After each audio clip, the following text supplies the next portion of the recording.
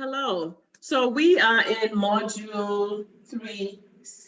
What we're going to be talking about in this module is we're going to explore with you 6 areas of self-care for your consideration. And I want to share with you several management strategies to support you on your social emotional wellness journey, because it is a journey and is not a destination. So you're going to continue on this path. You don't have to do it alone. We can help you. We can support you. You've seen our contact information. If you're interested in taking this journey with us, you can reach out to us that way. We're going to get started. We're going to continue on this path of these 6 categories. What are these 6 categories? What is your time about managing your self-care? We talked about that earlier. And so here are the 6 categories of self-care management: physical self-care, psychological self-care, emotional self-care, relational self-care, spiritual self-care, and workplace self-care. The following information, the information coming up, was adapted. This self-care self-assessment was adapted from Sackvinier, Perlman, and staff of TSI CAAP 1996, and Lisa D. Butler, PhD, at the University at Buffalo School of Social Work, and it was adapted by GC Scored. All right, so we saw the 6 categories of self-care management. All right.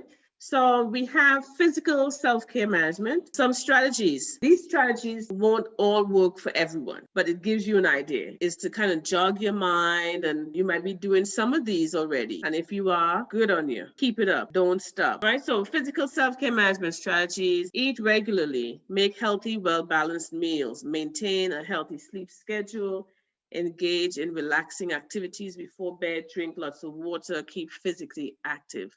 So those are some strategies you can use to manage yourself and caring for yourself. Psychological self-care management. Make time for self-reflection. In the workshop that you're participating in, at every juncture, the end of every module, you are given opportunities to reflect. It is critical. In order to be effective, you must be reflective. That's a statement that I have coined. In order to be effective, you must be reflective. Notice your inner experience, your dreams, your thoughts, imagery, and feelings. Recognize your signs of stress and when there's a convergence of crises, and when it has moved then to traumatic experiences. You want to recognize it before it gets there. So that means you have to continuously reflect. You have to continuously rumorize. Keep a journal, the Rumor Time Guided Activity Journal. Make sure you continue working on that. You can order another one when this one runs out. Keep a journal to manage worries or note your thoughts and experiences. Practice mindfulness techniques that strengthen self-awareness. Recognize what is and is not in your control.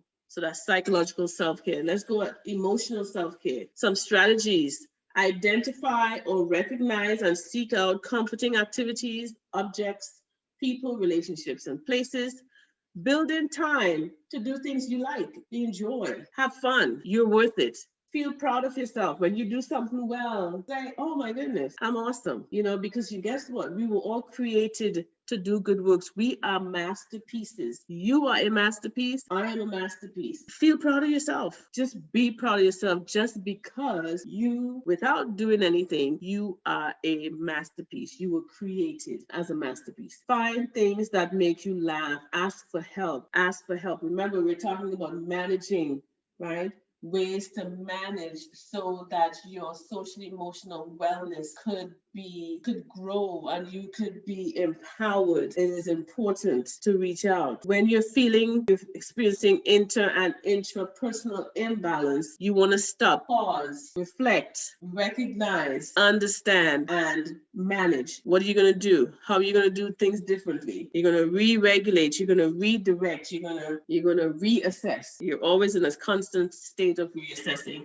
Relational self-care management. You want to stay in touch with people who are supportive of who you are, your dreams, your ambitions, the activities that bring joy, and also activities that help to make the world, your space, a better space. Schedule regular calls with family and friends. Use technology to talk face to face. Establish times for virtual group hangouts. Find opportunities to rekindle relationships that may have less time for in the past. Share your feelings, both positive and negative, with others. Just make sure that you know who you're sharing those with, because you don't want to share them with somebody who is not going to hold them with reverence and sacredness. Spiritual self-care strategies. Make time for spiritual practice, prayer, meditation, scripture reading. Spend time in nature. Be aware of non-tangible, non-material aspects of your life. Identify what is meaningful to you and notice its place in your life. Remember, we talked earlier in understand what you spend time focusing on becomes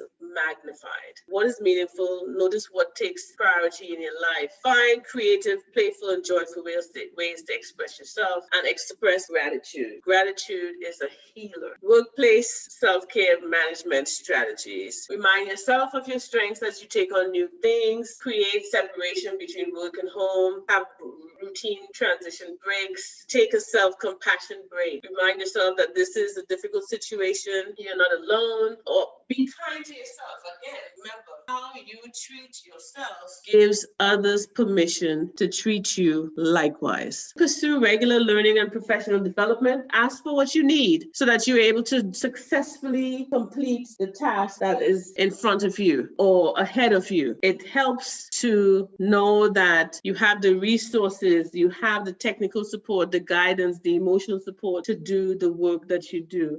You know, many teachers, educators across this country experience emotional exhaustion and burnout and stress and leave the profession within the first 3 to 5 years, not because they don't like teaching, not because necessarily of the kids, but many of them express in several studies that the reason they experience burnout and emotional exhaustion is because there's not enough emotional support. And again, if those who are supposed to provide the emotional support do not have it for themselves, they cannot give what they do not have. So that's why this is so important for each of us to make sure that we take care of ourselves. It is critical because there is a domino effect, and all of us suffer when you or I do not take care of ourselves. All right, so thank you for joining me on this journey of self-care management. We're going to go, I'll see you in module 4.